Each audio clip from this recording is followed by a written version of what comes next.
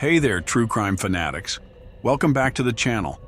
Today we're diving deep into one of the darkest and most enduring unsolved chapters in criminal history. The case of the Zodiac Killer, a serial murderer who not only terrorized Northern California, but also taunted the police and left behind a chilling trail of riddles. Buckle up, because this story is filled with blood, ciphers, and unanswered questions that continue to haunt us to this day.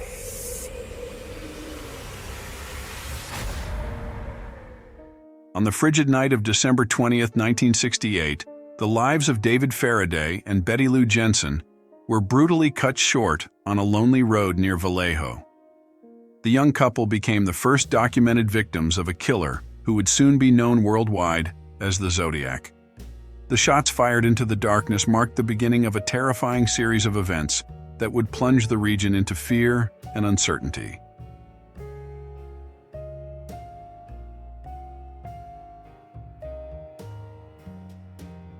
Seven months later, on July 4th, 1969, the nightmare returned.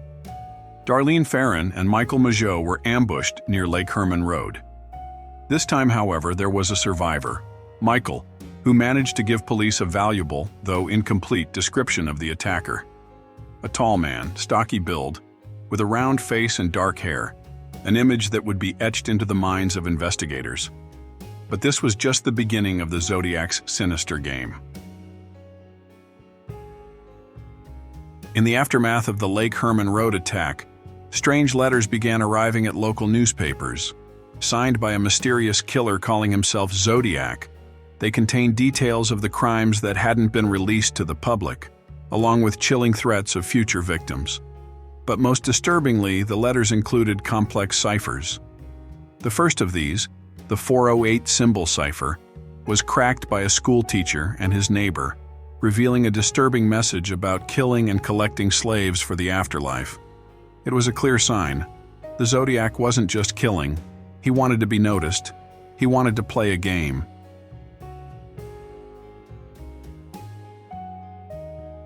The terror escalated on September 27, 1969, at Lake Berryessa. Cecilia Shepard and Brian Hartnell were brutally attacked by a hooded figure wearing a bizarre costume, with the Zodiac's crosshair symbol emblazoned on the chest. Cecilia tragically died from her injuries, while Brian miraculously survived, though deeply scarred. On the door of their car, the killer left a message, linking this attack to the previous ones. It became undeniable. This was the same merciless killer.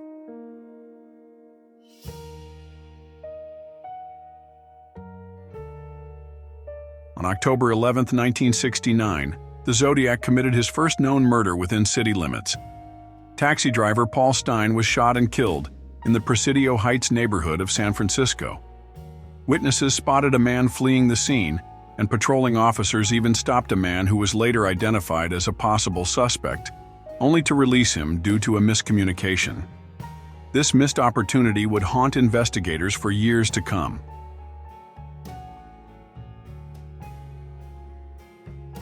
Following Stine's murder, the Zodiac's letters continued to arrive, becoming increasingly brazen and disturbing. He boasted about his kills, taunted the police, and made horrifying threats of future attacks, including plans to bomb a school bus. The next cipher, the infamous 340 symbol cipher, would remain unbroken for over 5 decades, becoming a symbol of the enduring mystery.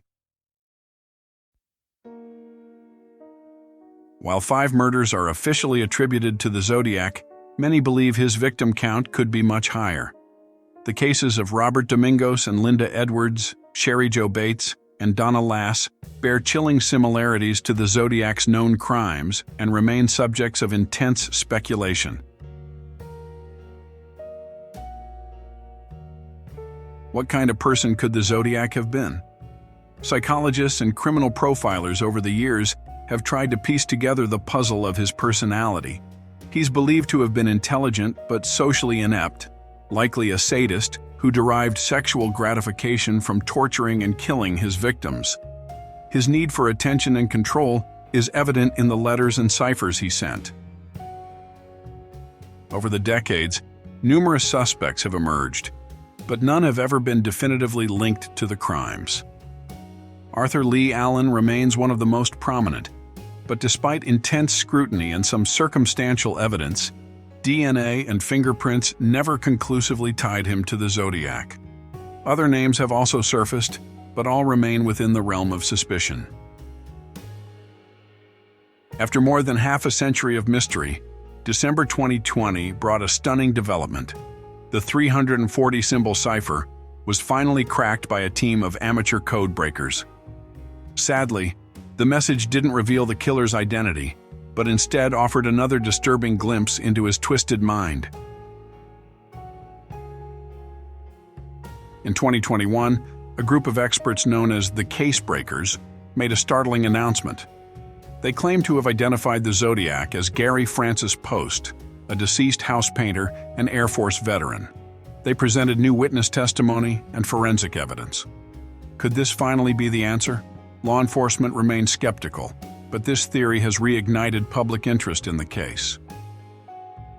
Decades have passed, but the identity of the Zodiac Killer remains shrouded in mystery. He is a ghost from the past who continues to haunt our imagination. Will we ever truly know who was behind the mask and the chilling letters? Only time will tell. What do you think? Do you have your own theories about the Zodiac's identity? Share them in the comments below.